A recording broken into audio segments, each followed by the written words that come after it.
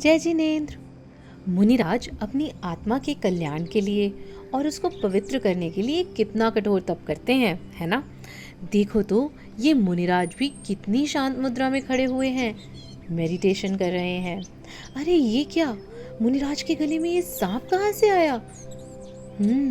मगर इनके चेहरे से तो इनके मन में बिल्कुल भी डर नहीं लग रहा। ये तो एकदम स्टैचू के जैसे खड़े हैं।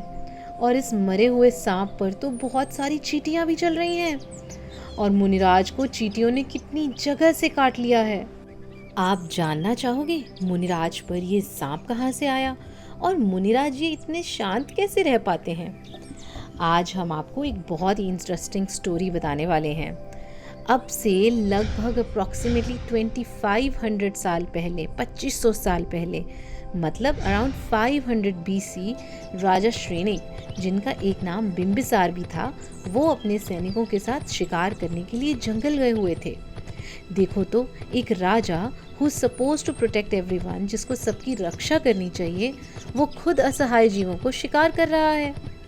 घोड़ों की आहट से जंगल में कुछ देर के लिए खलबली मच गई।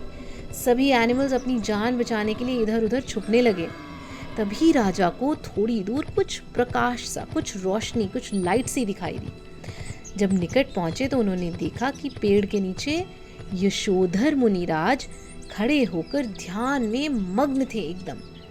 राजा श्रेनिक को जैन साधुओं के प्रति बहुत ज़्यादा द्वेष था और उन्हें यशोधर मुनिराज को देखते ही बहुत गुस्सा भी आ गया। राजा ने सोचा, मैं इन मुनिराज को अभी मज़ा चखाता हूँ। राजा श्रेनिक बोले, सैनिकों जाओ, इन मुनिराज के ऊपर शिकारी कुत्ते छोड़ दो। सैनिकों ने मुनिराज के ऊपर 500 शिकारी कुत्ते, जो कि शेर के जैसे ऊंची हाइट के थे और बहुत भयंकर स्कैरी भी थे, उन्हें मुनिराज के ऊपर छोड़ दिया। मगर मुनिराज की शांत मुद्रा को देखकर वो हिंसक कुत्ते भी शांत हो गए और उनके चरणों में बैठ गए। ये सब देखकर राजा श्रेनिक ने सोचा, अरे ये तो कोई मायावी जादूगर है, मैजिशियन है, और अपने जादुई मंत्रों की पावर से, शक्ति से ही इन खूंखार, इन खून के प्यासे कुत्तों को शांत कर दिया होगा। राजा ने सोचा कि इनको तो मैं और भी अब मज़ा चखाता हूँ। और उन्होंने क्या किया पता है? उन्होंने अपनी म्यान से तलवार निकाल ली और उन्हें मारने के लिए झपटे। और उन्हें अचानक ही एक सांप, जिसने एक अपना फन, अपना हुड ऊंचा किया हुआ था ना, वो दिखाई दिया। श्रेनिक ने क्या किया पता है? श्रेनिक ने उस सांप को मार डाला और बहुत ही क्रूरता से, निर्दयता से, क्रूरता के परिणामों के साथ मुनिराज के गले में मरा हुआ सांप डाल दिया। राजा के उस समय के परिणाम जो थे ना, बहुत ही रौद्र थे, क्रूअल परिणाम थे। और अपने परिणामों से उन्होंने 7वें नरक, द वर्स्ट नरक जो है, उसकी आयु का बंद भी कर लिया था। देखा कैसे निर्दयी राजा श्रेनिक ने अपना ही बुरा किया, एक वीतरागी मुनिराज के ऊपर उपसर्ग करके नरक गति का बंद कर लिया। राजा श्रेनिक बहुत ही खुश होते हुए लौटे। 2-3 दिन तो अपने किसी काम में बिजी रहे और 4th डे उन्होंने महारानी चेलना को सारी बात बताई कि कैसे उन्होंने मुनिराज के गले में सांप डाला। ये सुनकर महारानी बोली, अरे रे रे रे महाराज, ये आपने कैसा अनर्थ कर दिया, मुनिराज पर इतना घोर उपसर्ग। हमें तो जल्द से जल्द कुछ उपाय करके मुनिराज के इस उपसर्ग को अब दूर करना चाहिए। और वो दुखी होकर बहुत रोने लगी। जंगल में मुनिराज को कहाँ ढूंढेंगे? हाय, हे भगवान, मेरे गुरु के ऊपर, वीतरागी गुरु के ऊपर कैसा घोर उपसर्ग आ गया। रानी को रोता हुआ देख राजा श्रेनिक बोले, महारानी आप व्यर्थ में ही चिंता कर रही हो। अब तक तो वो मुनिराज ने उस सर्प को हटा दिया होगा वहाँ से और अपनी जान बचाकर तो भाग भी गए होंगे। रानी बोली, नहीं नहीं राजन, चाहे कितना भी भयंकर उपसर्ग और उपद्रव आ जाए, जो वीतरागी संत होते हैं, जो मुनिराज होते हैं, वो तो बस अपनी आत्मा के ध्यान में मग्न रहते हैं और पर्वत के समान, माउंटेन के समान स्थिर रहते हैं, स्टेबल रहते हैं, कहीं भागते नहीं हैं। यह कहकर महारानी मुनिराज को ढूंढने जंगल की ओर जाने लगी।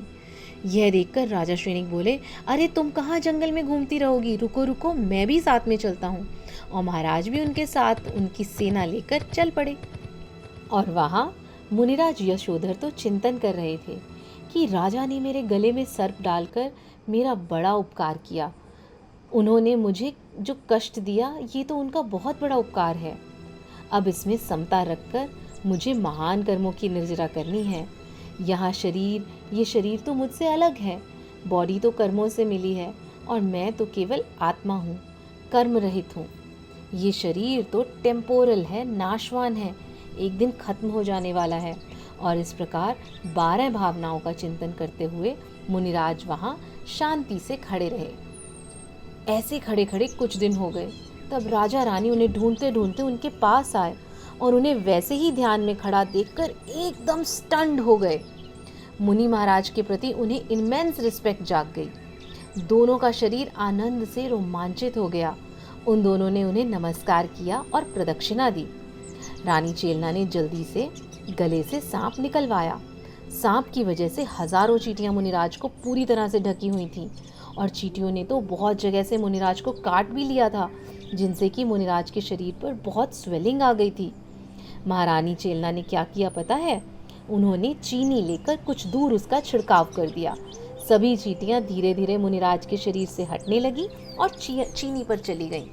मुनिराज की सौम्यता को देखकर सब लोग मुनिराज की जय जयकार करने लगे। यशोधर मुनिराज की जय हो, जय हो, जय हो।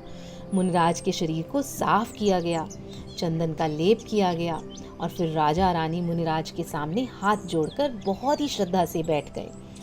चेलना ने मुनिराज से रिक्वेस्ट करी, निवेदन किया, हे प्रभु, आपकी दृष्टि में तो मित्र और शत्रु दोनों एक जैसे हैं।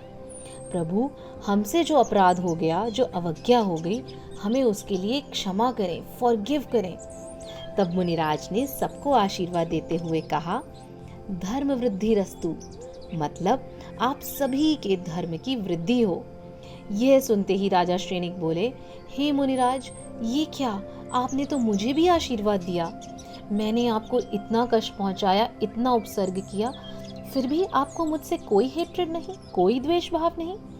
मुनिराज की अपूर्व समता देखकर राजा श्रेनिक मुनिराज के चरणों में गिर गए और बार बार क्षमा याचना करने लगे। ही बेग्ड फॉर फॉरगिवनेस। हाथ जोड़कर मुनिराज से विनती करने लगे, हे प्रभु, मुझे क्षमा करो, मेरे अपराध को क्षमा करो, मुझे शरण दो। तब मुनिराज श्रेनिक को आशीर्वाद देते हुए कहते हैं, तुम्हारा कल्याण हो, तुम्हारे धर्म की वृद्धि हो, तुम अपने परिणामों को बदलकर धर्म की शरण लो, यही तुम्हारा सच्चा प्रायश्चित है। बहुत पुण्य उदय से हमें परम पावन प्योर जैन धर्म की शरण मिली है, इसीलिए हमें उसको वेस्ट नहीं करना है। इस समता भाव को देखकर राजा श्रेनिक इतने प्रभावित हुए कि वे उनका धर्म के प्रति श्रद्धा बहुत ही गहरी हो गई। आगे वे भगवान महावीर स्वामी के समो शरण में भी गए और उन्होंने इतने अच्छे भाव किए कि वह अपने उस भव से लगभग 84,000 साल के बाद महापद्म नाम के तीर्थंकर बनेंगे और बहुत सारे जीवों का कल्याण भी करेंगे। तो देखा कैसे महान यशोधर मुनिराज ने समता से उपसर्ग सहन किया। उन्होंने राजा श्रेनिक से भी किसी प्रकार का द्वेष नहीं किया और उनके कल्याण की ही भावना रखी, उन्हीं को उपदेश दिया। जय हो यशोधर मुनिराज की और उनके अद्भुत तप की।